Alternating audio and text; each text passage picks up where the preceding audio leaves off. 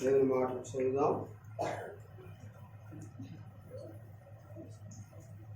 అపొస్తలుల కార్యముల గ్రంథముల నుండి దేవుని వాక్యం చదువుదాం. అపొస్తలుల కృత్యಗಳು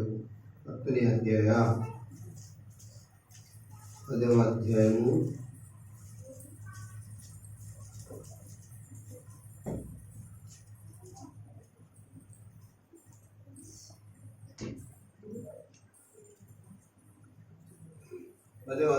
9వ మాటను మనం చూద్దాం. సంతోష్ చదివిస్తారు. ಮರುದಿನ ಅವರು ಪ್ರಯಾಣ ಮಾಡಿ ಆ ಊರಿನ ಹತ್ತಿರಕ್ಕೆ ಬರುತ್ತಿರುವಾಗ ಪೇತ್ರನು ಸುಮಾರು ಮಧ್ಯಾಹ್ನದಲ್ಲಿ ಪ್ರಾರ್ಥನೆ ಮಾಡುವುದಕ್ಕಾಗಿ ಮಾಳಿಗೆಯನ್ನು ಹತ್ತಿದನು. అందరు కూడా ఆ మహాగణుడు మహోన్నతుడు పరిశుద్ధుడు నిరంతర స్తోత్రార్హుడైన మన దేవుడు మన రక్షకుడైన ప్రభువునకు స్తుతియు మహిమ ఘనత కలుగుగాక. ఆమేన్. హల్లెలూయా. దేవుని వాక్యం మనం వినేటప్పుడు మరి జాగ్రత్తగా వినులాగున మనమే జాగ్రత్తగా తీసుకోవాలి. ఎందుకంటే ఈ వాక్యం మనం ఎంత బాగా వింటామో అంతగా దీవించబడతాం. మనము చదువుకున్న మాట మరొకసారి తెలుగులో చదువుదాం. మరునాడు వారు ప్రయాణమైపోయి పట్టణమునకు సమీపించినప్పుడు ఒకరు ఇంచుమించు 12 గంటలకు పేతురు ప్రార్థన చేయుటకు మిద్దె మీదికి ఎక్కాడు అనే మాట మనం చూస్తాం. మనం పోయిన వారం నుండి ఒక మాట గురించి ధ్యానిస్తున్నాం. మిద్దె అనుభవం కదా. మిద్దె మీద ఎటువంటి అనుభవాలు పొందారు. పోయిన వారం మనం చూసాం, సమూయేలుతో సౌలు మిద్దె మీద ఉన్నాడు కదా. మిద్దె మీద ఉండి సమూయేలుతో స్నేహం చేశాడు. ఒక గొప్ప దైవజనునితో మరి సమూయేలుతో సౌలు స్నేహం చేశాడు. ఇది వరకు సౌలు అంత స్నేహం చేయలేదు దైవజనునితో, దేవునితో. ఇప్పుడు చేయలేదు, అంత పెద్ద స్నేహం చేయలేదు. చాలాసార్లు మనం చూస్తాం, మన స్నేహాలను బట్టి మనం చెడిపోతాం. మన స్నేహం చేసేది మంచివారు కాకపోతే మన స్నేహాన్ని బట్టి మనం ఏమైపోతాం, చెడిపోతాం. అమ్మాయిలు కావచ్చు, అబ్బాయిలు కావచ్చు, కాలేజ్ స్టూడెంట్లు కావచ్చు, ఎవరైనా కావచ్చు, వాళ్ళు చేసే స్నేహాన్ని బట్టి మనం చెడిపోతాం. చాలామంది అంటారు, మా పిల్లోడు వాడు స్నేహం చేసి చెడిపోయాడు అంటారు. ఇదివరకు మా వాడికి అలవాటు ఉండేది కాదు, వారితో స్నేహం చేసాడు, వాడు చెడిపోయాడు. మా అమ్మాయి కూడా అలాగే అయిపోయింది. మా అమ్మాయి ఇదివరకు చాలా మంచిది, ఈరోజు ఎందుకు ఎదురు తిరుగుతుంది, మాట వినలేదు అంటే ఆ అమ్మాయిల స్నేహం చేసింది, అందుకే చెడిపోయింది. కాబట్టి మనము ఎవరితో స్నేహం చేయాలో వారితో స్నేహం చేయాలి, ఎవరితో చేయకూడదో వారితో మనము స్నేహము చేయకూడదు, వారితో స్నేహం చేయకూడదు.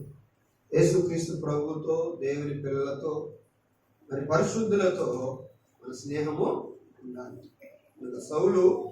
సమూయేలు దైవజనుడితో స్నేహం చేశాడు, దేవునితో స్నేహం చేసినట్లే. అందువలన అతని జీవితంలో గొప్ప మార్పు మనం చూస్తాం. ఏమైంది? అతడు తైలముతో అభిషేకించబడ్డాడు, తైలముతో అభిషేకించబడ్డాడు. అతనికి క్రొత్త మనస్సు వచ్చింది. తర్వాత అతడు ప్రవక్తలతో కూడా ప్రవచించాడు. ఇంకోటి కూడా, అతడు ఆత్మతో కూడా అభిషేకించబడినట్లు మనం చూస్తాం. కాబట్టి 4 మేలులను అతడు పొందుకున్నాడు. ఇదివరకు ఎప్పుడూ లేని అనుభవం అతనికి వచ్చింది. ఎందువలన? అతడు దైవజనునితో స్నేహం చేసినాడు. ఆ మిద్దె మీద చాలా మంది మిద్దె మీదకి ఎక్కితే చాలా పెద్దవి కనపడతాయి, మనకి చాలా వినోదాలు కనపడతాయి. కానీ ఏం చూడాలో అది చూడాలి, ఏది చూడకూడదో అది చూడదు. కనుక ఈరోజు కూడా ఒక మిద్దె మీద ఏం జరిగిందో మనం చూడబోతున్నాం. కనుక ఇక్కడ పేతురు మిద్దె. ఎవరి మిద్దె? పేతురు మిద్దె కాదు, అతనికి కొన్నది కాదు. కానీ అతడు ఎక్కినందువలన అతనికి ఆ మిద్దె మీద ఎటువంటి అనుభవము ఇచ్చిందో మనం చూస్తాం. చాలా మంది మిద్దె ఎక్కి అటువైపు మిద్దె మీద ఉన్న వాళ్ళని చూస్తూ ఉంటారు, వీళ్ళ మిద్దె ఎక్కి ఇటువైపు ఉన్న వాళ్ళని చూస్తూ ఉంటారు. మిద్దె మీద కొన్ని స్నేహాలు, కొన్ని సహవాసాలు ఏర్పడతాయి. కాబట్టి అటువంటి సహవాసాలు, స్నేహాలు అవసరం లేదు. కనుక మిద్దె అనేది ఒక ఉన్నతమైన స్థానం, ఒక పైకి వెళ్ళే దానికి సాదృశ్యం, ఒక గొప్ప అనుభూతి అన్నమాట. ఆ అనుభూతిని మనం పాడు చేసుకోకుండా, నాశనం చేసుకోకుండా ఆ మిద్దె అనుభవం మనకు ఆశీర్వాదకరంగా ఉండేలాగా మనం చూసుకోవాలి. చూద్దాం దేవుని యొక్క వాక్యంలో మరొకసారి 9వ మాట మనం చదువుదాం. మరునాడు వారు ప్రయాణమైపోయి పట్టణమునకు సమీపించినప్పుడు పగలు ఇంచుమించు 12 గంటలకు పేతురు ప్రార్థన చేయుటకు మిద్దె మీదకి ఎక్కెను. కాబట్టి పేతురు గురించి చెప్తున్నారు ఇక్కడ.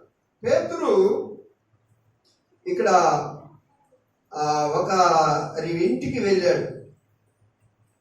ఎవరింటికంటే అతడు సీమోను అను చర్మకారుని ఇంటికి అతడు వెళ్ళినట్లు మనం చూస్తాం.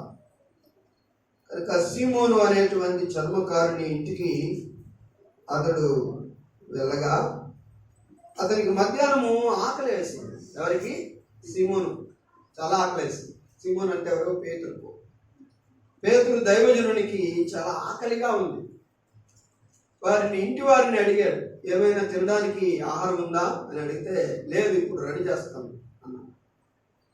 కనుక రెడీ చేసే వరకు నేను ఖాళీగా ఎందుకు కూర్చోవాలి, అందుకొరకు నేను మిద్దె ఎక్కి ప్రార్థన చేస్తా అని పేతురు ఏం చేశాడు? మిద్దె ఎక్కి.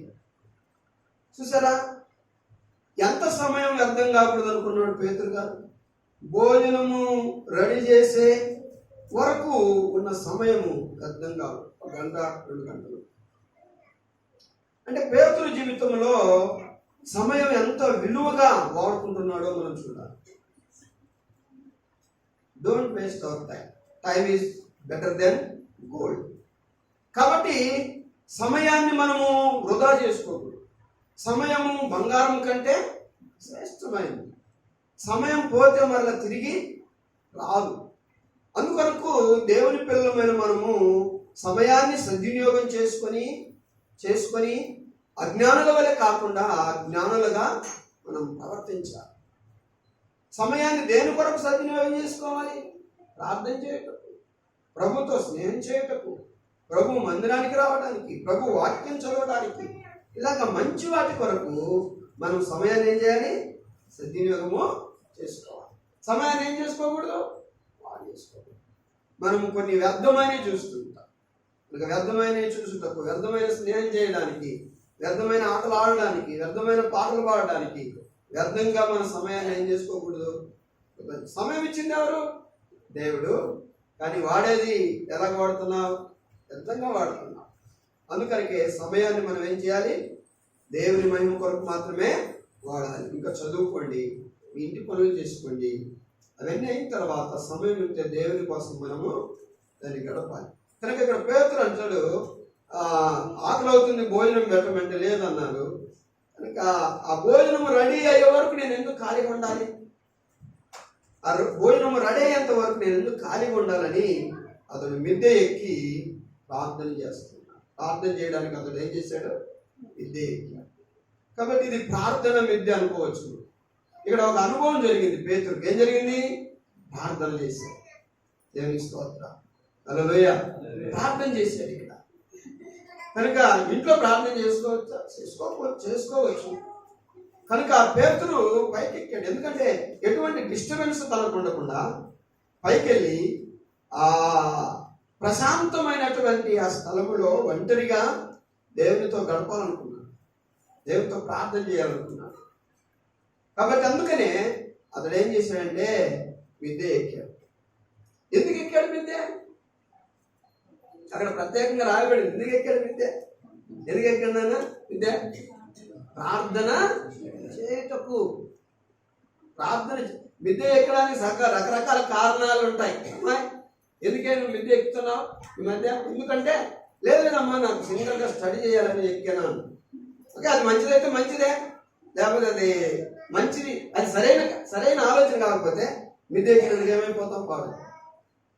మిద్దె ఎక్కి ఒంటరిగా మొబైల్ చూసుకోవటం, ఎక్కడన్నా మూలన కూర్చొని ఒంటరిగా ఉండి తలుపులు వేసుకొని ఏదేదో చూసుకోవటం, ఇదంతా కూడా నీ జీవితాన్ని పాడు చేసుకుంటున్నాను, డస్ట్ చేసుకుంటున్నాను. కానీ ఎవరు చూడట్లేదు, మనుషులు చూడట్లేదు అని అనుకుంటున్నావు, కానీ దేవుడు చూస్తున్నాడు కదా. నువ్వేం చేస్తున్నావు, ఏం చూస్తున్నావు, ఎవరితో మాట్లాడుతున్నావు, ఎవరితో చాటింగ్ చేస్తున్నావు. కాబట్టి ఎలాగా నీ స్నేహం ఉందో నీ దేవునికి బాగా స్పష్టంగా తెలుసు. కాబట్టి ఇప్పుడు చాలా మంది చెప్పేది అంటే అంత మొబైల్లోనే, కాబట్టి లెసన్స్ అన్ని, ఆన్లైన్ క్లాసెస్ అన్ని కూడా మొబైల్లో చూసుకుంటున్నాం. మంచిదే, చూసుకోండి. కానీ దానికి మించి ఏదైనా ఉంటే అది మన జీవితాలను ఏం చేస్తుంది? పాడు చేస్తుంది. ఒకసారి ఏదైనా చెడు చూసామంటే, ఇంట్రెస్ట్ చూపించామంటే ఇక రోజు అదే చూడాలనిపిస్తుంది, రోజు దాన్నే చూడాలనిపిస్తుంది. దాని కొరకే మనము సమయాన్ని కేటాయించుకొని దాన్ని చూడడానికి ఇష్టపడుతుంది. ద్వారా మన బ్రతుకు పాడైపోవాలి, మన జీవితం పాడైపోవాలి. కాబట్టి దేవుని పిల్లరా, చూసేది చాలా డేంజర్. చూస్తేనే ఏం పాడైపోతారండి అంటారు. మత్తయి సువార్తలో ప్రభు ఒక మాట అన్నారు, చూస్తే ఏమైపోతాం, మన మనసు బాగుండాలి కానీ చూసినంత మాత్రం జరుగుతుందా అని అనుకోవచ్చు.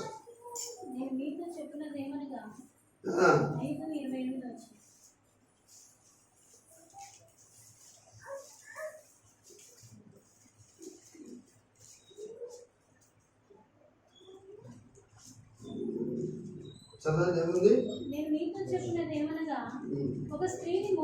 స్త్రీని గురించి కనుక నీ కన్ను నీ దేహానికి ఏమైనది? దీపమైనది. నీ కన్ను చెడినదైతే నీ దేహం అంతా ఏమైపోతుంది? చెడిపోద్ది. ప్రభు అంటాడు ఈ మాట, నీ కన్ను నీ దేహానికి వెలుగు. కాబట్టి నీ కన్ను చెడిపోతే, మత్తయి సువార్తలో చెప్తానండి.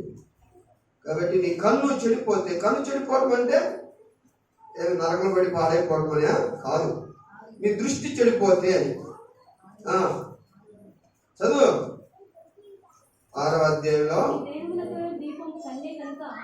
22వ వాక్యం మనం చూస్తాం. నీ దేహమునకు దీపము కన్నే గనుక నీ కన్ను తేటగా ఉండిన ఎడల నీ దేహమంతయు చాలా బాగుంటుంది, బ్రైట్ గా ఉంటుంది, అనేకులకు ఆశీర్వాదకరంగా ఉంటుంది, అనేకులకు మేలుకరంగా ఉంటుంది నీ బ్రతుకు. కానీ నీ కన్ను చెడినదైతే, ఒకవేళ నీ కన్ను చెడు చూసిందంటే, చెడు చూడడానికి ఆశపడిందంటే ఈ దేహం అంతా ఏమైపోతుంది? చీకటైపోతుంది, ఈ బ్రతుకంతా చీకటైపోతుంది. కాబట్టి చూసే విధానంలో ఎలా ఉండాలి? బాగా ఉండాలి. ఈ చూసే విషయంలో చాలా బాగుంటున్నాయి, ఇవన్నీ చెప్పడం మంది ఈరోజు టాపిక్ కాదు. మరి ఏంటి టాపిక్, ఏంటి అంశము? మిథ్య అనుభవం. కాబట్టి సౌలు మిథ్య అనుభవం ఎలా ఉంది? స్నేహం చేశాడు. ఆ స్నేహం వల్ల చాలా మేలు పొందుకున్నాడు. స్నేహాన్ని పోగొట్టుకున్న తర్వాత కీడు కూడా అతడు పొందుకున్నాడు. ఈరోజు ఎవరి మిథ్య? అందరూ చెప్పాలి, అర్థమైతే ముందు పోతుంది. ఎవరి మిథ్య? పేతురు గారు ఎక్కినటువంటి మిథ్య. కాబట్టి ఈ మిథ్య ఎందుకు ఎక్కాడు పేతురు గారు? ప్రార్థన చేయడానికి. దేవుని బిడ్డలారా, మీకు ఇంకొక ప్రశ్న వేస్తాను. ఇదివరకు ఎప్పుడైనా పేతురు మిద్దె ఎక్కాడా? ఎందుకు మిద్దె ఎక్కే దానికి ఆశపడుతున్నాడు? 2వ అధ్యాయంలో, మనం 1వ అధ్యాయంలో చూస్తాం.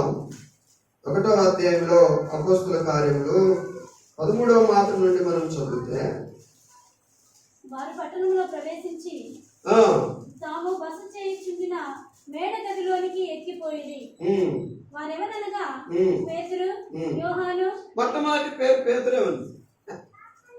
మొట్టమొదటి పేరు ఎవరి పేరుంది? పేతురు పేరు. ఎక్కడికి ఎక్కిపోయారు వీళ్ళు? మేడ గదిలో పైకి ఎక్కిపోయారు. కనుక మిద్దె మీదకి ఎక్కేటువంటి అనుభవము పేతురుకు ఉంది. మిద్దె మీదకి ఎక్కి వెళ్ళేటువంటి ఆ అనుభవం పేతురుకు ఉంది. ఇది కొత్త కాదు మిద్దె మీదకి ఎక్కడం. ఎక్కడ 10వ అధ్యాయం 9వ వాక్యంలో అపొస్తలుల కార్యములు మనం చదువుకున్న ఈ యొక్క లేఖనంలో అతను మిద్దె ఎక్కి వెళ్ళారు. అది కొత్త కాదు. ఇది వరకు కూడా 1వ అధ్యాయంలో మనం చూస్తున్నాం అతను ఏమెక్కాడు, మిద్దె ఎక్కినట్లు చూస్తున్నాం.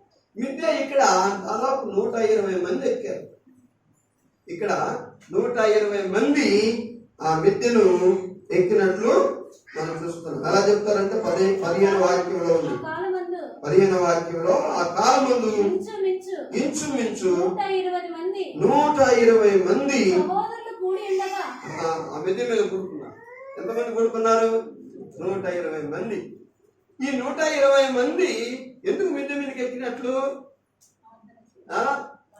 కనుక ఎందుకు మిద్దె మీదకి ఎక్కినట్లు అనే మాట మనం చూస్తే ఏం పిల్లరా, కనుక 4వ వాక్యం మనం చదువుతాం.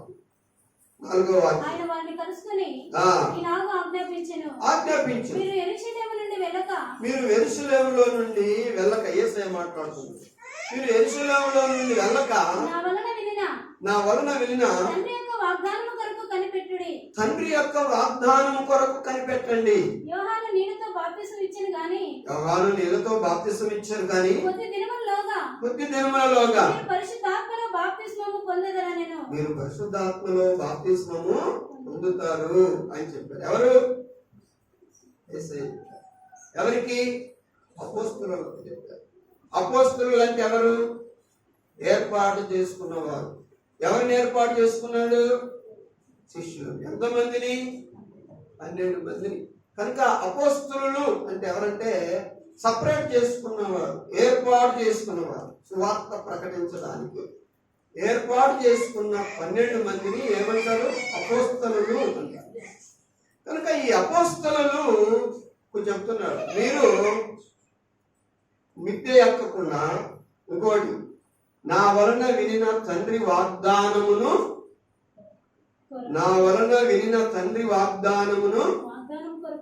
వాగ్దానము కొరకు కనిపెట్టాలి.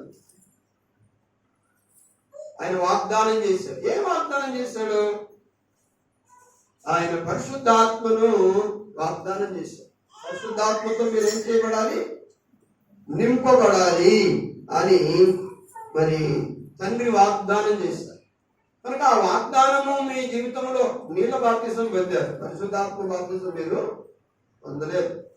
కనుక ఆ వాగ్దానం కొరకు మీరు ఏం చేయాలి? ఎదురు చూడాలి. ఇంట్లో కూర్చొని కాదు, ప్రార్థన చేస్తూ ఎదురు చూడాలి.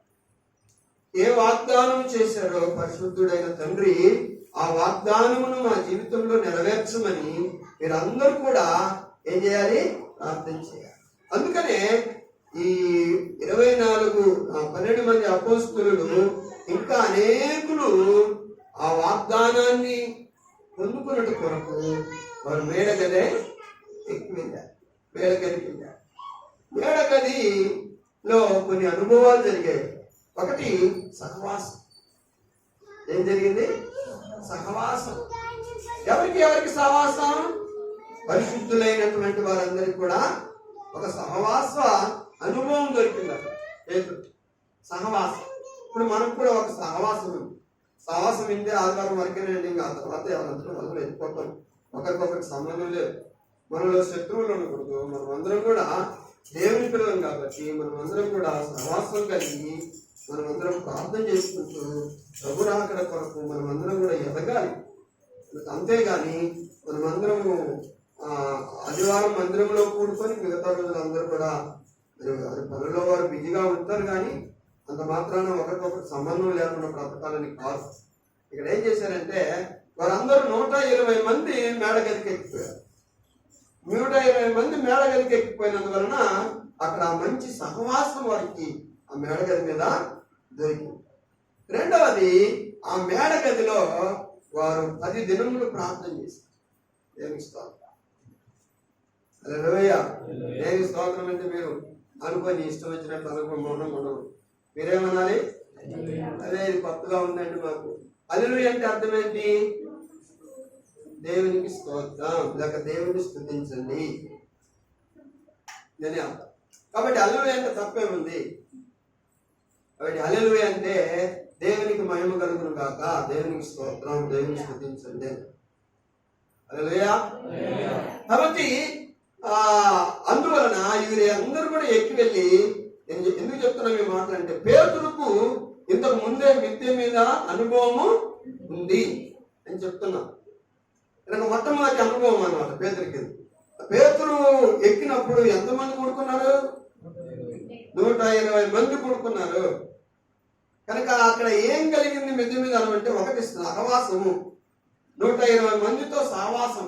వారందరూ కూడా ఏక మనసుతో, ఏక హృదయంతో వారందరూ అక్కడ కూడుకున్నారు. కూడుకొని వారందరూ ఏం చేశారంటే, 14వ వాక్యం మనం చదువుతాం. వీరందరూ వీరితో కూడా కొందరు స్త్రీలను, యేసు తల్లి అయిన మరియయు ఆయన సహోదరులను ఏక మనసుతో ప్రార్థన చేయుచుండిరి. దేవునికి స్తోత్రం. ఎడతెగక ప్రార్థన చేయుచుండిరి. ఎడతెగక అంటే ఏంటి? ఎడతెగక అంటే కంటిన్యూగా ప్రేయర్ చేస్తారు. చదువు ఆ వాక్యం చదువు. ఎవరు బాబు చదువుతాడు? 14వ వాక్యం. They gathered frequently to pray as a group, together with women, with Mary, mother of Jesus, and his brothers. కంటిన్యూగా, ఫ్రీక్వెంట్లీ అంటే విరామము లేకుండా, విరామము లేకుండా కంటిన్యూగా ఎలా ప్రార్థన చేశారు? ఏక మనసుతో. కన్నడ చదువు, స్పీడ్ చదువుతుంది. చదువు. అపోస్తల కార్యం నువ్వు ఏ భాషలో చదువు, తమిళ చదివిన పడలేదు. వీరందరూ వీరితో కూడా కొందరు స్త్రీలు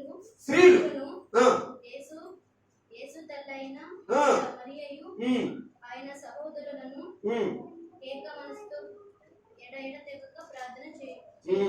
ఇంకా పూర్వకంగా పాల్గొన్నారు. కాబట్టి యవనస్తులైన వాళ్ళు కూడా వాక్యం చదవాలి. యవనస్తులు కొంతమంది స్టూడెంట్, మేము టెక్స్ట్ బుక్లే చదువుకుంటాం కానీ ఇదంతా మనకు టచ్ లేదంటే కుదరదు. కనుక దేవునితో మనకు టచ్ ఉండాలి. టెక్స్ట్ బుక్ టచ్ ఉన్నా లేకపోతే ఈ దేవుని వాక్యంతో మనకి ఏముండాలి? టచ్ ఉండాలి. చదవాలి, రోజు చదవాలి. కాబట్టి ఏం చదివింది? కన్నడ చదవండి. కన్నడ ఎవరికి లేదా?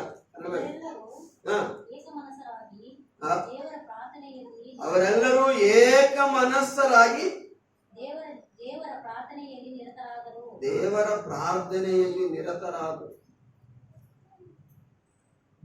ಪ್ರಾರ್ಥನೆಯಲ್ಲಿ ನಿರತರಾಗಿದ್ರೆ ಯಾವ ಗೊಡವೆ ನಮಗೆ ಬರಲ್ಲ, ಯಾವ ಸಮಸ್ಯೆ ನಮಗೆ ಬರಲ್ಲ, ಯಾವ ತೊಂದರೆ ನಮಗೆ ಬರಲ್ಲ. ದೇವರೊಂದಿಗೆ ನಮಗೆ ಸಂಪರ್ಕ ಇಲ್ಲ, ಸಂಬಂಧ ಇಲ್ಲ, దేవునితో దూరిద్రే ಎಲ್ಲ సమస్యలు. దేవునితో మనకు సహవాసం ఉండాలి, సంపర్కం ఉండాలి. కనుక వారు ఎడతెగక నిరంతరము ఏం చేశారు?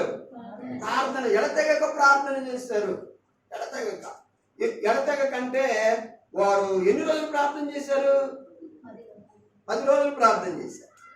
10 రోజులు ఇంటికి దిగలేదు. ఇంటి వాళ్ళు ఎక్కిపోయారు. 10 రోజుల వరకు దిగలేదు కిందికి. దిగకుండా ఏం చేశారు? మనం 2 గంటల నుండి వెళ్ళిపోతాం మన ఇంటికి. కనుక ఈ 2 గంటలు కూడా నిరంతరంగా ఉండరు. ఇక్కడ కొంతమంది ఫోన్ వచ్చిందని ఒకరు, అతొకరు, ఇంకొకరు వెళ్ళిపోతా ఉన్నారు. కనుక మనసు పెట్టి ధ్యానం పెట్టి మనం వినరు, కూర్చోరు. కాబట్టి వారు 10 రోజులు ఎడతెగకుండా, నేను చేద్దాం అనుకున్నాను కానీ ఒక రోజుకే నాకు ఎక్కువ తక్కువ అయిపోతుంది, నేను దిగిపోతానన్న వాళ్ళు ఎవరు లేరు. 120 మంది ఎక్కారు. 120 మంది ఎన్ని రోజులు ప్రార్థన చేశారు? 10 రోజులు. ఒక్కరు కూడా దిగలేదు మధ్యలో. దేవునికి స్తోత్రం. అంటే వారికి ఎంత ప్రేయర్ మీద ఎంత ఆసక్తి ఉందో చూడండి, ప్రార్థన మీద ఎంత ఆసక్తి ఉందో చూడండి. కనుక దేవుని పిల్లలమైనటువంటి మనకు ఆ విద్య అనుభవంలో పేతురుకు ఒకటి సహవాసము, రెండవది ప్రార్థన అనుభవం ఉంది. పేతురుకి ఏముంది? 120 మందిలో పేతురు కూడా ఒకరు. వారితో కలిసి ఎడతెగక ఏక మనసుతో ఏం చేశారు? పేతురు గారు ప్రార్థన చేశారు. కనుక ఏముంది? ఏ ఎక్స్పీరియన్స్ ఉంది పేతురుకు? చెప్పాలి. ప్రేయర్ ఎక్స్పీరియన్స్ ఉంది. అక్కడ మిద్దె మీద ప్రార్థించిన అనుభవం ఉంది, సహవాస అనుభవం ఉంది. అంత మాత్రమే కాదు, 2వ అధ్యాయం 1వ వాక్యం. మరి వేరే వాళ్ళు చదవండి. పెంతెకొస్తను పండుగ దినమున వచ్చినప్పుడు అందరూ ఒక చోట కూడి ఉండేది. కూడి ఉండిరి. అప్పుడు వేగముగా వీచు బలమైన గాలి వంటి ఒక ధ్వని ఆకాశము నుండి అకస్మాత్తుగా వారు కూర్చొని ఉన్న ఇల్లంతయు నిండెను. మరియు అగ్ని జ్వాలల వంటి నాలుకలు విభాగింపబడినట్టుగా వారికి కనబడి వారిలో ఒక్కొక్కని మీద రాలగా అందరూ దేనితో చెప్పాలి? అందరూ దేనితో? ఏ ఆత్మతో? దెవ్వ ఆత్మ చూపిస్తాను పట్టదు. పరిశుద్ధాత్మ కింద ಎಲ್ಲರೂ ತುಂಬಿದಂತವರಾಗಿ ఆ ఆత్మ వాళ్లకు వాక్శక్తిని అనుగ్రహించిన కొలది అన్య భాషలతో వారు మాట్లాడసాగిరి. దేవుని స్తోత్రం, హల్లెలూయా. ఇప్పుడు మనందరికి ఉందా లేదా? దేంతో నింపబడాలి? ಅವನೇ ಇದ್ದಾನೆ ನನ್ನ ಮನಸ್ಸು ತುಂಬ. ಅವನು ಯಾವಾಗ ನಾನು ನೋಡಿದನೋ ನನ್ನ ಮನಸ್ಸೆಲ್ಲ ಅವನೇ. ಯಾರು ತುಂಬಿದ್ದಾರೆ ನಿನ್ನ ಮನಸ್ಸೆಲ್ಲ? ಅವನೋ ತುಂಬಿದ್ದಾನೆ. ಅವಳೇ ನನ್ನ ಮನಸ್ಸು ತುಂಬಾ ಇದ್ದಾನೆ. ಯಾರು ಅವಳು ನೋಡಿದ್ರು ಒಂದು ಸಾರಿ ನನ್ನ ಮನಸ್ಸೆಲ್ಲ. ಯಾಕೆ ಇದೆಲ್ಲ? ನಮ್ಮ ಮನಸ್ಸು ಎಲ್ಲ ತುಂಬಿರಬೇಕು. ಯಾರಿಂದ? ದೇವರ ಆತ್ಮದಿಂದ. దేవునికి స్తోత్రం, హల్లెలూయా.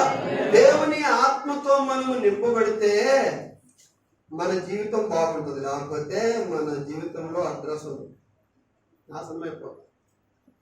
దేవుని ఆత్మ నింపుదల కొరకు మనం ప్రయాసపడాలి. వాళ్ళు ఎందువలన దేవుని ఆత్మతో నింపబడ్డారు? ఇంట్లో పడుకొని ఉంటే దేవుని ఆత్మతో వచ్చి నింపిందా? చెప్పండి, మాట్లాడండి. మీరు చెప్పండి, గట్టి మాట్లాడండి, పర్వాలేదు. ప్రార్థన వారు ఎడతెగక 10 దినములు ఏం చేశారు?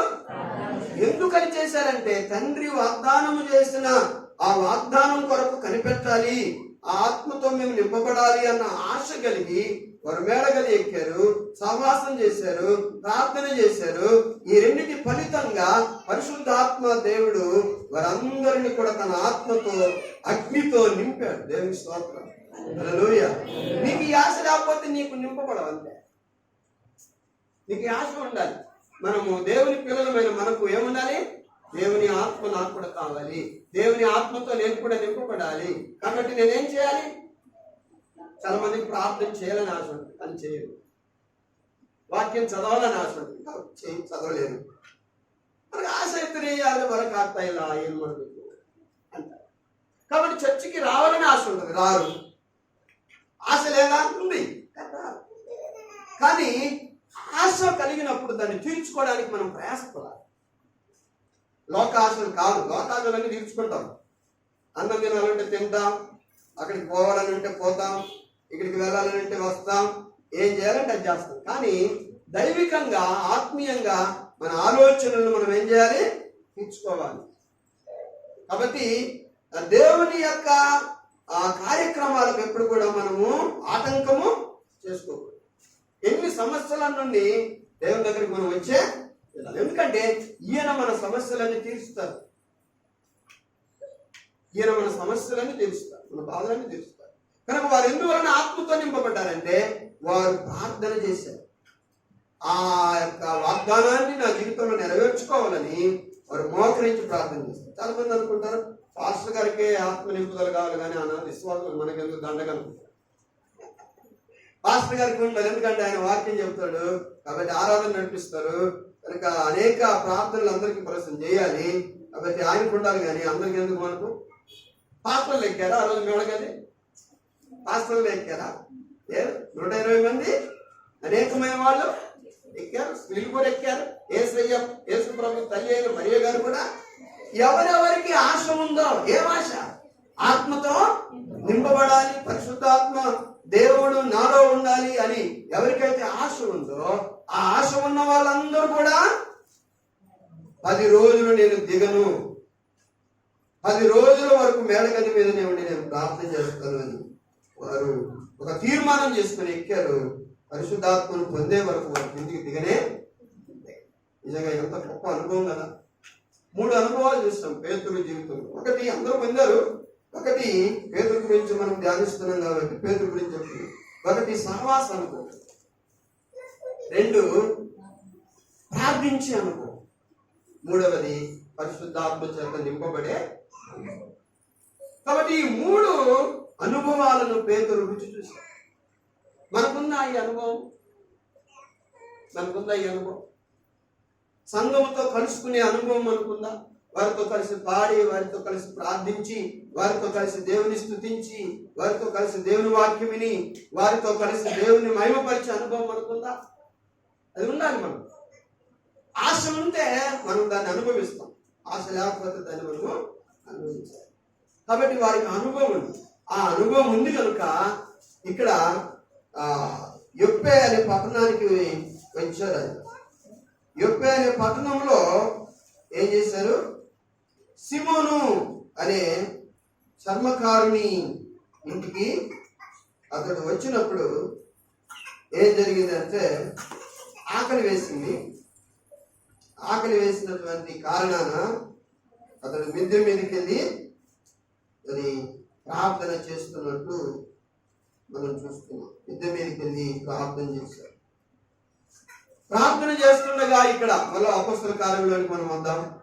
ఇక్కడ మిద్దె మీదకి వెళ్ళి ప్రార్థన చేస్తుండగా మనకి ఏం జరిగిందో చూద్దాం. ఆకాశము తెరవబడుటయు.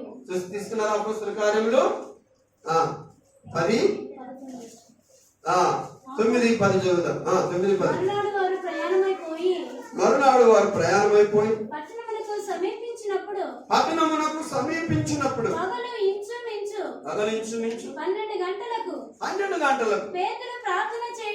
పేతురు ప్రార్థన చేయుటకు మిద్దె మీదికెక్కెను. అతడు మిక్కిలి ఆకలి కొని భోజనము చేయగోరెను. ఇంటివారు సిద్ధము చేయుచుండగా అతడు పరవశుడై ఆకాశము తెరవబడుటయు 4 చెంగులు పట్టి దింపబడిన పెద్ద దుప్పటి వంటి ఒక విధమైన పాత్ర భూమి మీదికి దిగువచ్చుటయు చూచెను. కాబట్టి ప్రార్థన చేస్తుంటే పేతురుకి ఏం కలిగింది? ఒక దర్శనం కలిగింది. ఇదివరకు పేతురు అనుభవాలు మనం చూస్తాం. చెప్పండి, సహవాసం చేసిన అనుభవం, ప్రార్థన చేసిన అనుభవం, పరిశుద్ధాత్మ చేత నింపబడిన అనుభవం. కానీ ఇక్కడ మిద్దె మీదకి ఎక్కి ప్రార్థన చేస్తుంటే ఏం జరిగిందంటే ఒక దర్శనం కలిగింది. ఆకాశము నుండి ఒక దుప్పటి వచ్చింది. ఒక దుప్పటి, ఇది ఇక్కడ నుండి వచ్చింది కదా, ఆకాశం నుండి వచ్చింది, దేవుని దగ్గర నుండి వచ్చింది. దాంట్లో రకరకాల జంతువులు ఉన్నాయి. చతుష్పాద జంతువులు, కన్నడ మూజలు ఉన్నాయి. కన్నడ ఏం పేరు చెప్పారు? బ్యూలా చదువు. ఎక్కడికి పోయింది? 5వ అధ్యాయం తీసిన కాబట్టి 10వ అధ్యాయం అపొస్తలుల కృత్యములు 10వ అధ్యాయం 10వ వాక్యం. గట్టి జోరాగా వదులు. బహಳ ಹಸಿದು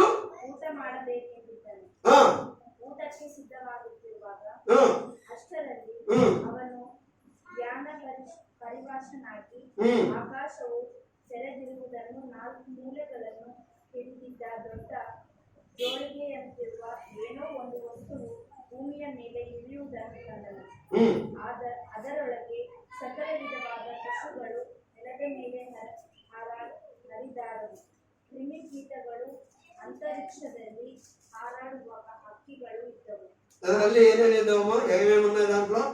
4 కాళ్ళ జంతువులు, ఆకాశ పక్షులు, భూమి మీద తిరిగేటువంటి పురుగులు అన్ని కూడా ఆ దుప్పట్లో ఉన్నాయి. కానీ ఆ దుప్పటి ఎవరి ముందుకు దిగి వచ్చింది? పేతురు ముందుకు దిగి వచ్చింది. అప్పుడు ఏం చేస్తున్నాడు పేతురు? అర్థం అర్థం కావట్లేదు మనం చూస్తూ.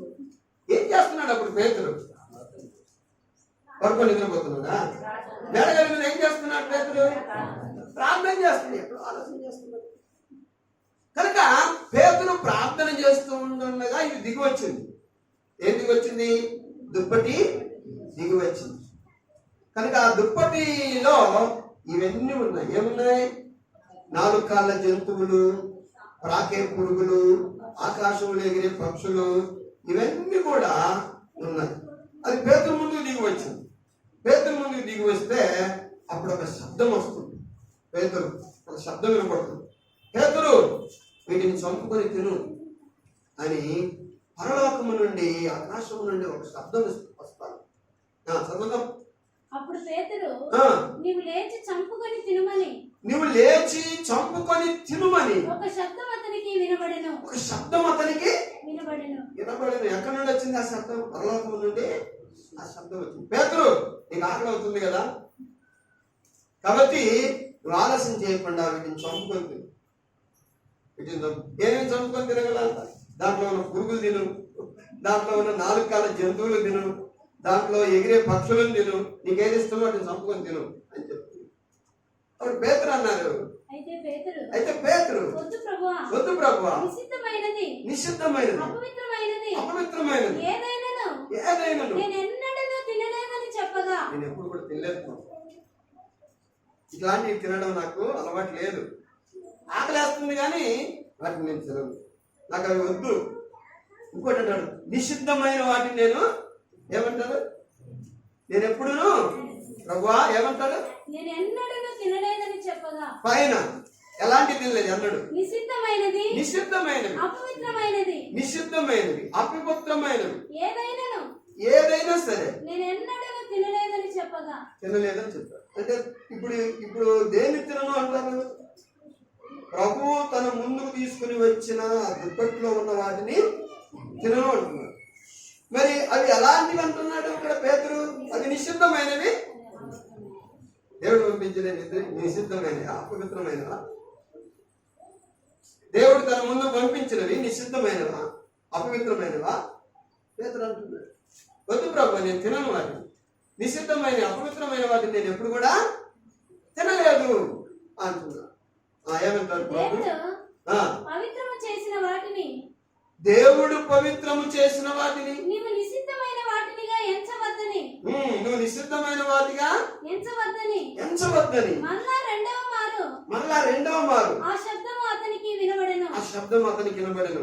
ఇలాగ ముమ్మారు జరిగెను. ఇలాగ 3 సార్లు వచ్చింది వెళ్ళింది ప్రభు చెప్పాడు.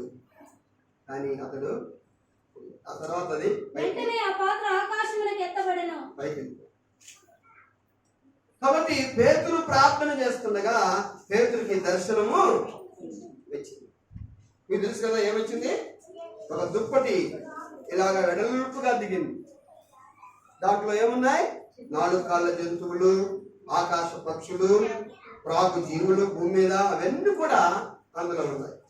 అది దిగినప్పుడు ప్రభు అన్నారు, ఏమన్నారు? పేతురు, నీకు ఆకలి అవుతుంది కదా, వీటిని చంపుకొని తినమన్నారు. పేతురు అన్నాడు, వద్దు ప్రభు, నిషిద్ధమైన అపవిత్రమైనవి నేను ఎప్పుడు తినలేదన్నారు.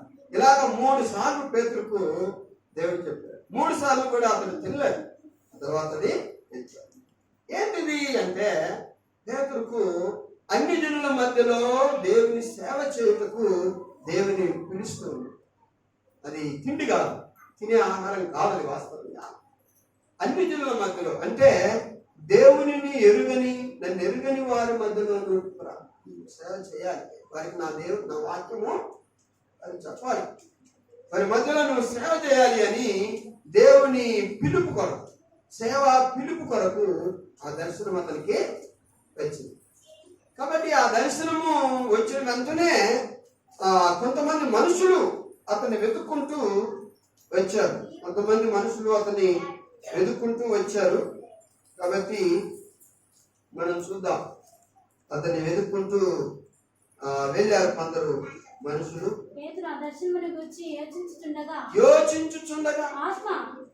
ఆత్మ ఇదిగో 3 మనుషులు నిన్ను వెతుకుచున్నారు. ఏ ఆత్మ? పరిశుద్ధ ఆత్మ. మాట్లాడుతుంది పేతురుతో. ఇదిగో ముగ్గురు మనుషులు నిన్ను వెతుకుచున్నారు. వెతుకుచున్నారు. నీవు లేచి నువ్వు లేచి క్రిందికి దిగి సందేహింపక వారితో కూడా వెళ్ళుము. వారితో కూడా వెళ్ళాలి. నేను వారిని పంపి ఉన్నానని అతనితో చెప్పాను. ఎక్కడి నుండి వచ్చారు వీళ్ళు ముగ్గురు మనుషులు? కొర్నేలి ఇంటి నుండి వచ్చారు. ఎక్కడి నుండి వచ్చారు? 10వ అధ్యాయం కొర్నేలిని చూస్తాం మనము. ఇటుని పటాలు కొర్నేలి ఇంటి నుండి వచ్చారు. కొర్నేలితో దేవుని దూత మాట్లాడింది.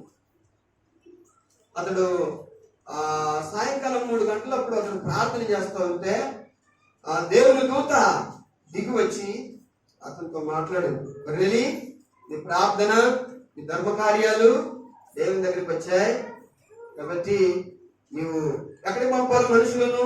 చదవండి అక్కడ మాట. యొప్పే ఇప్పుడు నీవు యొప్పేకు మనుషులను యొప్పేకు పంపాలి. యొప్పేకి ఎందుకు పంపాలి?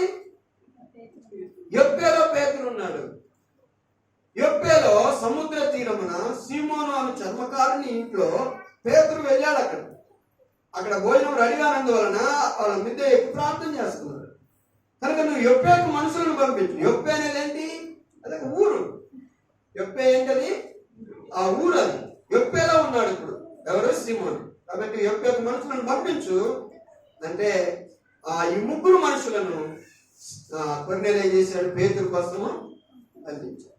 దేవుడే చెప్పాడు, నువ్వు పేతురుని వినిపించుకొని మరి ప్రార్థన పెట్టించుకో, ఆయన చెప్పే మాటలు విను అని దేవుని దూత పరలోకం నుండి వచ్చి చెప్పింది. ఎవరికి? కొర్నేలి. అందుకొరకు కొర్నేలి ఏం చేశాడంటే భక్తులైన మనుషులను ముగ్గురిని పేతురుని పిలుచుకొని రావడానికి పంపించాడు. యొప్పేలో ఉన్నారని చెప్పారు. ఎవరు? దేవుని దూత చెప్పింది. యొప్పేలో ఉన్నాడు సీమోను పేతురు. కాబట్టి నువ్వు మనుషులను పంపించి అతన్ని పిలిపించుకొని అతను చెప్పే మాటలు నువ్వు విను అని ఎవరికి చెప్పింది? కొర్నేలికి చెప్పింది. ఎవరు? దేవుని దూత. ఆత్మ చెప్పింది పేతురు. దూత చెప్పింది ఎవరికి? కొర్నేలి. కాబట్టి కొర్నేలి ఏం చేశాడు? ఆ మనుషులను పంపించి అతడు ఆ దర్శనాన్ని చూసి ముగించుకొని నేను వెంటనే దేవుని ఆత్మ పేతురుతో మాట్లాడి, నువ్వు దిగి వెళ్ళు, నిన్ను ముగ్గురు మనుషులు ఎదుగుతున్నారు, నువ్వు మారు మాట మాట్లాడకుండా మరి కనుక నువ్వు అతడు కిందికి దిగుచుండగా ఆత్మ పేతురు ఆ మనుషుల యొద్దకు దిగి వచ్చి ఇదిగో మీరు వెతుకువాడును నేనే. ఎందుకంటే పైన నాకు పరిశుద్ధాత్మ దేవుడు చెప్పాడు, మీరు వెతుకుతున్న మనిషిని నేనే. మీరు వచ్చిన కారణం ఏమని అడిగాను. అప్పుడు ఆ తర్వాత జరిగిన సంఘటనలు అన్ని కూడా వారు చెప్తారు. ఏంటి?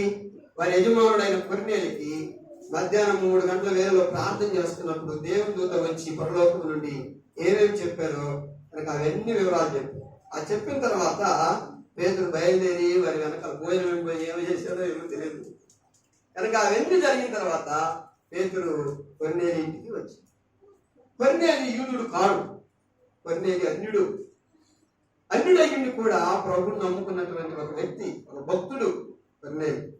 అతడు తన ఇంటి వారందరితో కూడా భక్తి గలవాడు, రోజు ప్రార్థన చేసేవాడు, ప్రభు మీద ఆధారపడేవాడు. కాబట్టి అతని ఇంటికి వెళ్ళాలని పేతురుకు పరిశుద్ధాత్మ దేవుడు ఏం చేశాడు? ఆజ్ఞాపించాడు. కాబట్టి అతను వచ్చినప్పుడు ఆ కొర్నేలి అన్యులైన వాళ్ళందరినీ, తన బంధువులందరినీ కూడా ఇంట్లోకి పిలుచుకున్నాడు. ఎందుకంటే వారందరికీ దేవుని మాటలు వినిపించాలి. ప్రార్థన పెట్టుకున్నాడు. ప్రార్థన పెట్టుకుని అందరికీ దేవుని మాటలు ఏం చేయాలి? నేను వినిపించాలని పెట్టుకున్నాడు. ఇప్పుడు సీమోను పేతురు వెళ్ళాడు. వెళ్ళినంటనే సాష్టాంగ నమస్కారం చేశాడు కొర్నేలి సీమోను పేతురుకి, దైవజనునికి చేస్తే సీమోను పేతురు అన్నాడు, లేకు, నాకెందుకు నమస్కారం చేస్తావు, నేను కూడా నీలాంటి మనుషుడనే, కాబట్టి దేవునికి మనం విలువివ్వాలి అని చెప్పాడు. ఆ తర్వాత ఇంటిలోనికి వెళ్ళి దేవుని వాక్యం అందరికీ చెప్పాడు. చెప్పగా వారందరూ దేవుని ఆత్మతో నింపబడ్డారు. వారందరూ పరిశుద్ధ ఆత్మతో నింపబడ్డారు. ఇదివరకు అనుకునేవారు యూదులకే దేవుడు, మాకే దేవుడు. ఎందుకంటే యేసు క్రీస్తు మరి మాలో నుండే వచ్చాడు, మాకే దేవుడు, మాకే సంబంధం ఆయన, ఎవరికి దేవుడు కానే కాదు అని యూదుల యొక్క అభిప్రాయం. దేవుని అభిప్రాయం కాదని, యూదుల యొక్క అభిప్రాయం. ఎందుకంటే ఒక అహంకారం ఉంది వాళ్ళు. ఎవరికి? యూదులు. మనం రోమా పత్రికలు దాన్ని చూస్తాం. చూడండి, ఎందుకు ఆ రీతిగా వారు అంటున్నారు అంటే ఒక చక్కటి మాట నేను మీకు చూపిస్తాను. ఎందుకు ఆ రీతిగా వారు అంటారు అనే మాట 9వ అధ్యాయంలో మనం చూద్దాం. 4వ వాక్యం చదువుదాం. మీరు ఇశ్రాయేలీయులు దత్తపుత్రత్వమును మహిమయు నిబంధనలను ధర్మశాస్త్ర ప్రధానమును అర్చనాచారాదులను వాగ్దానములను వీరివి. పితరుల వీరి వారు శరీరమును బట్టి క్రీస్తు వీరిలో పుట్టెను. ఈయన సర్వాధికారి అయిన దేవుడై ఉండి నిరంతరము స్తోత్రార్హుడై ఉన్నాడు. కాబట్టి అన్ని మాలో నుండే వచ్చాయి. ధర్మశాస్త్రం దేవుడు మాకు ఇచ్చాడు. కాబట్టి పితరులు మావారే, క్రీస్తు ప్రభు మాలో నుండి వచ్చాడు. కాబట్టి మాకు సొంతం ఇదంతా. మేమే పరిశుద్ధులము, మేమే పవిత్రులము, మేమే దేవుని పిల్లలము అనేటువంటి ఒక అహంకారం వీరికి ఉండేది, ఒక గర్వం ఉండేది. కనుక అన్యులంటే మనమందరం యూదులమా అన్యులమా? చెప్పండి, మీకు ఐడియా ఉందా? మనం యూదులమా అన్యులమా? అన్యులంటే ఎవరు?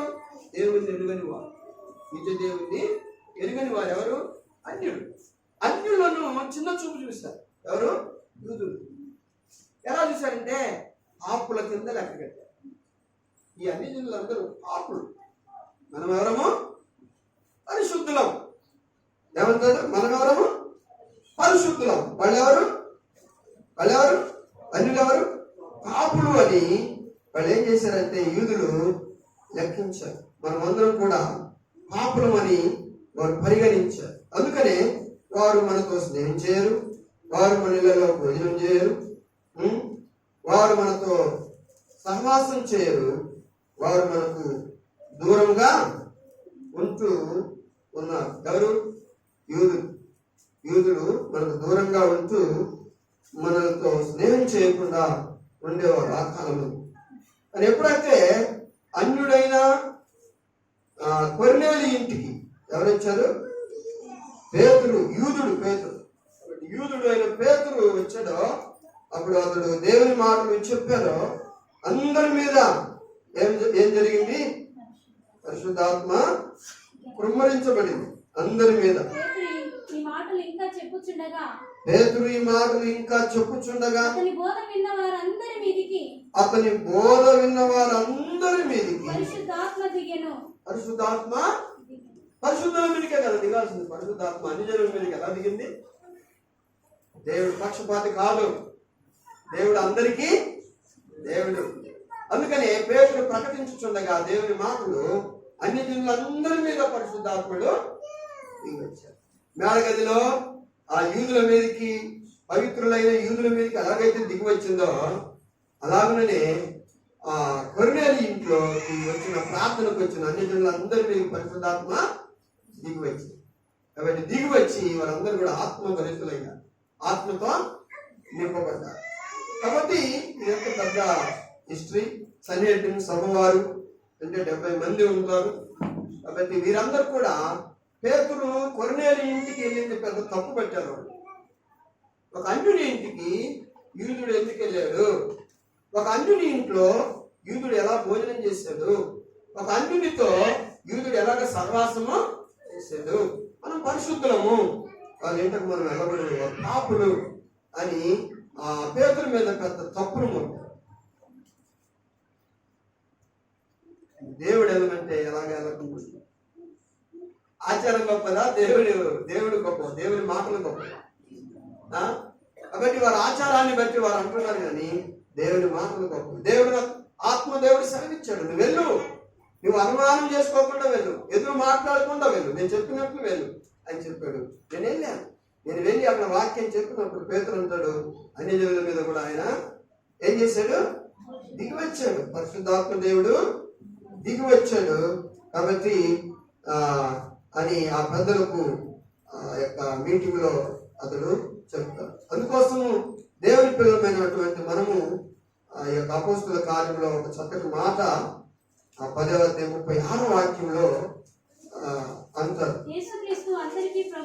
యేసుక్రీస్తు యూదులకు మాత్రమే ప్రభు కాదు, అందరికీ ఆయన ఆరాధించే వాళ్ళందరికీ ఆయన పని.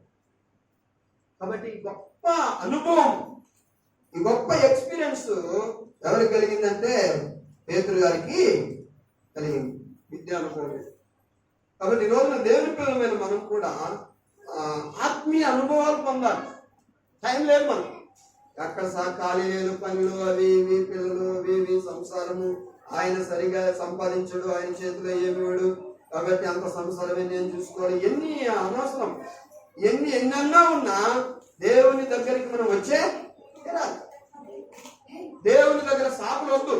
దేవుని దగ్గరికి మనం వచ్చి ఆయన ఆరాధించి, ఆయన మనం స్తుతించి, ఆయన నువ్వు ఆరాధించడం వలన మనకు వచ్చే ఆ శ్రేష్టమైన అనుభవాలను మనం రుచి చూడాలి. అంతేగాని నాకు పని ఉంది, నాకు సెలవు ఇవ్వరు, అవన్నీ దేవునికి సంబంధం లేదు. అవన్నీ నీ ఇష్టం. నీకు ఆశ ఉంటే రా, లేకపోతే పనికి వెళ్ళు, నీ ఇష్టం. కాబట్టి దేవుడు ఇచ్చేటువంటి అనుభవాలు పొందాలి. ఈరోజు మనకు అనుభవం ఉందా? పేతురుని అడిగితే చెప్తాడు, మిద్దె మీద నాకు సావాస అనుభవం ఉంది, మిద్దె మీద నాకు ప్రార్థించిన అనుభవము ఉంది, మిద్దె మీద నాకేముంది, పరిశుద్ధాత్మతో నింపబడి అగ్ని జ్వాలలు నా మీదకి వచ్చి ఆత్మను పొంది ఆ యొక్క అన్య భాషలను నేను మాట్లాడి నేను ఇటువంటి అనుభవాలను కలిగి ఉన్నాను. అంత మాత్రమే కాదు, యుద్ధలో మిద్దె మీద నేను ప్రార్థన చేస్తున్నప్పుడు ఒక దర్శనం దేవుడు నాకు ఇచ్చాడు. ఒక దుప్పటి లాంటి 4 చెంగులు కలిగినటువంటి ఒక సంచి లాంటిది వచ్చింది. అక్కడ అనేక అనుభవాలు నేను పొందాను. కాబట్టి ఈరోజు మనకు కూడా అనుభవాలు ఉండాలి. ఏమనుభవం ఉంది మనకు? ఏమనుభవం ఉంది? ఏమనుభవం లేదు సార్, నేను ప్రార్థన చేశాను, ప్రార్థన చేసి ఎగ్జామ్ రాసినా ఫెయిల్ అయ్యాను, ఇంకా దేవుడు ఏం చేయడు, ఇదే నాకు తెలిసింది. ఇంతే తెలుసు. నేను ప్రార్థన చేశాను సార్, చర్చికి వచ్చాను, పాస్ అవుతాను, చర్చికి పోతే పాస్ అవుతారన్నారు, చర్చికి వచ్చాను. నేను చర్చికి వచ్చి ప్రభువా నేను పాస్ చేయమన్నాను, నేను చదువుకున్నాను, ఎగ్జామ్ రాశాను, ఫెయిల్ అయ్యాను. కాబట్టి నాకు ఏం అనుభవం వచ్చిందంటే ఏసై నమ్ముకుంటే ఫెయిల్ చేస్తాడు, అదే అనుభవం. అదే అని అనుభవం, నీ అనుభవం కదా. ఏసై ఎప్పుడు కూడా నేను ఫెయిల్ చేయను, పెళ్లి కాకుండా చేయను, ఉద్యోగం లేకుండా చేయను, ఆయన ఉద్దేశాలు లేదు. మీ సంసారాన్ని నాశనం చేయదు, మీ భార్య భర్తల్ని ఎడబాటు చేయదు, మీ పిల్లలను అనాథులుగా చేయదు. నీ అనుభవం మంచిది కాదు. నువ్వు ప్రార్థించలేకపోతున్నావు, కనిపెట్టలేకపోతున్నావు, ఎదురు చూడలేకపోతున్నావు, నువ్వు వీక్గా ఉన్నావు. ప్రార్థించే విషయంలో, దేవుని కొరకు ఎదురు చూసే విషయంలో, ఆత్మీయ విషయాల్లో నువ్వు చాలా బలహీనుడు అయిపోతున్నావు. కాబట్టి అనుభవం నీకు రావట్లేదు. పేతురుని అడిగితే ఏం చెప్తాడు?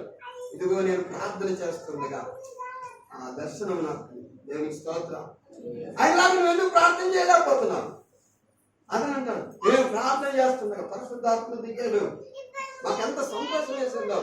ఆయన మమ్మలను తన శక్తితో నింపాడు. మేము ప్రార్థన చేస్తూ ఉంటుండగా గొప్ప కార్యాలు జరిగాయి. ఎంత గొప్ప కార్యం దేవుని పిల్లారా. ఈ రోజున మనకెందుకు అటువంటి ఎక్స్పీరియన్స్ రావట్లేదు, అనుభవం రావట్లేదు. కాబట్టి మనం కూడా ఏం చేయాలి? ప్రార్థించాలి. మనం కూడా దేవుని దగ్గరికి వెళ్ళాలి, దేవునితో క్లోజ్ కావాలి, దేవుని వాక్యం చదవాలి, ప్రార్థన చేయాలి, దేవుని వాక్యం చదవాలి, ప్రార్థన చేయాలి, దేవుని వాక్యం చదవాలి, ప్రార్థన చేయాలి, స్తుతించాలి, ఆరాధించాలి. ఈ అనుభవం మనకు కావాలి. ఈ అనుభవం అనుభవించుట కొరకు నీవేమన్నా సమయాన్ని కేటాయించుకుంటున్నావా? సమయాన్ని మీరు సపరేట్ చేసుకొని నేను ఈ రోజు దేవుని కొరకు గడుపుతాను, దేవునిలో గడుపుతాను. ఏదో ప్రభు తండ్రి నాయన డ్యూటీకి వెళ్తున్నాను, అన్నిటికీ నువ్వే ఉన్నామని వెళ్ళిపోతున్నావు అంతే. 2 ముక్కలు ఒక్క సెకండ్ కూడా ప్రార్థన చేయాలి, వెళ్ళిపోతావు. నాకు మేలు జరగాలంటావు. చేసే ప్రార్థన చాలా చిన్నది, ఆశయము చాలా పెద్దది. ఎలా తీరుతుంది మన ఆశ? ప్రార్థించేటువంటి వాళ్ళు ఎవరున్నారు? ఇంట్లో ఎంతమంది ప్రార్థన చేస్తారు? మోకరించి ఇంట్లో ప్రార్థన చేసే వాళ్ళు ఎంతమంది ఉన్నారు? ఇంట్లో అందరికి ఆశలు ఉన్నాయనుకోండి, ప్రార్థన చేసే వాళ్ళు ఎంతమంది ఉన్నారు? ఎవరు ప్రార్థన చేయాలి? కాబట్టి ఈరోజు దేవునికి కావాల్సిన వాళ్ళు ఎవరంటే, నేను అనుభవాలు చూపించడానికి రెడీగా ఉన్నాను. దేవుడు అంటారు, నేను మంచి మంచి ఎక్స్పీరియన్స్ అనుభవాలను చూపిస్తాను, కానీ ప్రార్థించే వాళ్ళు కావాలి. నా దగ్గర కనిపెట్టుకునే వాళ్ళు. మనకు పెళ్లిళ్ళు చేయడానికి దేవుడు అసమర్థుడా? మనకు ఉద్యోగం ఇవ్వలేనటువంటి వాడా? మనకున్న రోగాలను బాగు చేయలేనటువంటి వాడా? మనకున్నటువంటి దరిద్రత తీసివేయలేనటువంటి వాడా? మన భర్తలను, మన భార్యలను, మన పిల్లలను మార్చలేని బలహీనుడు మన దేవుడు కాదు. దేవుడు ఏదో నీలో ఆశిస్తూ ఈ సమస్యను ముందు పెట్టాడు. అందుకనే మనం మోకాళ్ళ నుంచి దేవుని దగ్గర ఏం చేయాలి? ప్రార్థన చేయాలి. ఎంతవరకు ప్రార్థన చేయాలి? ఆయన మనతో మాట్లాడే వరకు, మన సమస్య తీర్చే వరకు. యేసయ్య ఏమన్నారు? అడగండి మీకు అడుగుడి మీకు ఇయ్యబడును, అడుగుడి మీకు ఇయ్యబడును. మరి అడుగుతున్నాం కదా, ఎంతసేపు అడగమన్నాడు? ఒక సెకండ్ అడగమన్నాడా? ఒక అతను అంటాడు, సార్ మేము చర్చికి రాలనే కాదు, మా పిల్లలు చాలా భక్తులు సార్ అంటారు. ఏంటంటే ఏం లేదు, దేవుని అనుకునే వెళ్తాడండి, ప్రార్థన చేయడానికి అనుకుంటాడంట. మనుషులు అనుకుని వెళ్ళిపోతాడంట. నువ్వు అనుకోవటం కాదు, ఏమనుకుంటాడంట? అన్నిటికి నువ్వేమన్నావయ్యా అని అనుకుని వెళ్ళిపోతాడు. అలాగే అనుకోమనంట దేవుడు. మోకాళ్ళ నుంచి ప్రార్థించి గంటల తరబడి దేవుని సన్నిధిలో కనిపెట్టు, వాక్యం చదువు.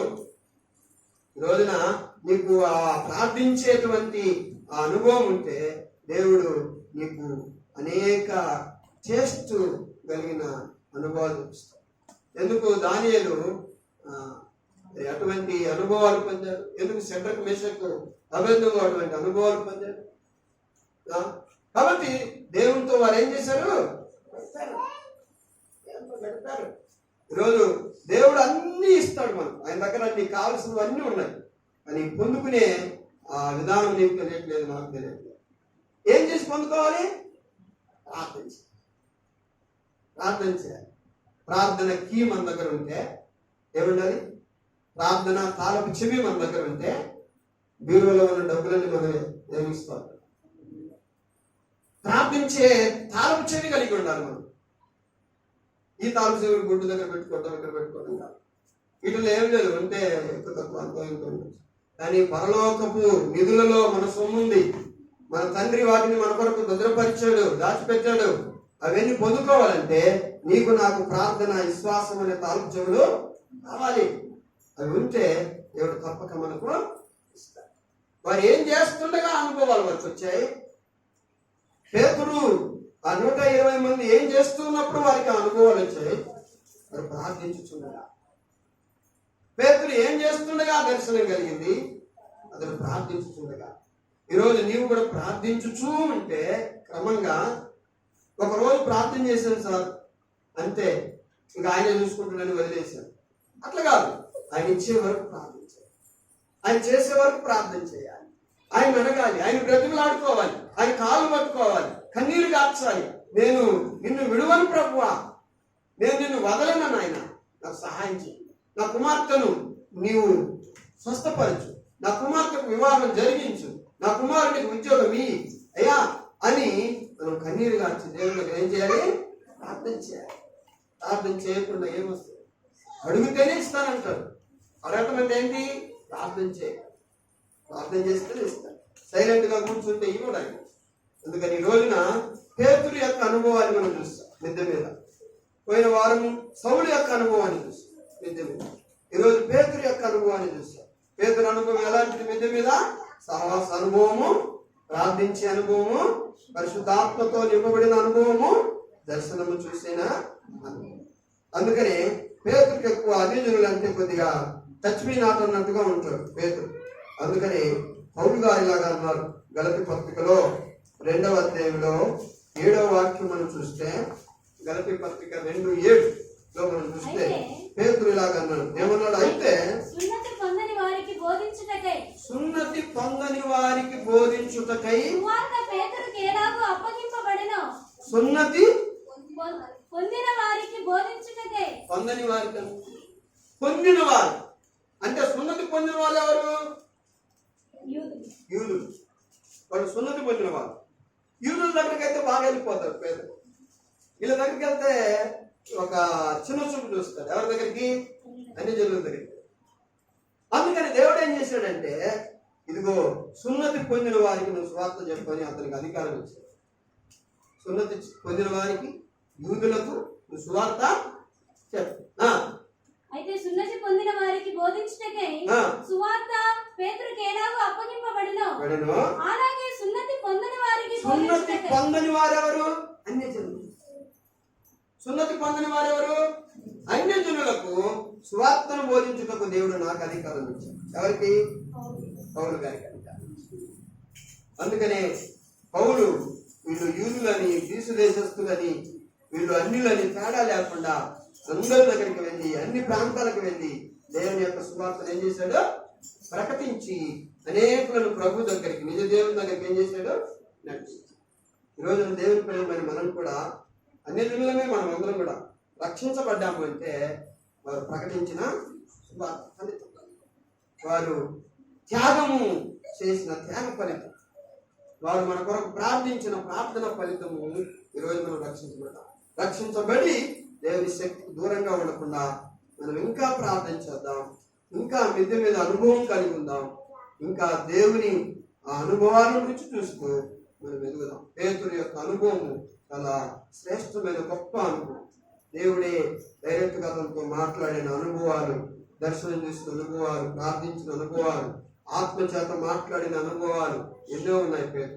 కాబట్టి అటువంటి అనుభవాలు మనకు కూడా వచ్చేలాగిన మనము, మన కుటుంబము, మన పిల్లలను ప్రార్థన చేద్దాం. దేవుడు తప్పక అటువంటి కృప మనకిస్తాడు. దేవుడి మాటలు దీవించును గాక.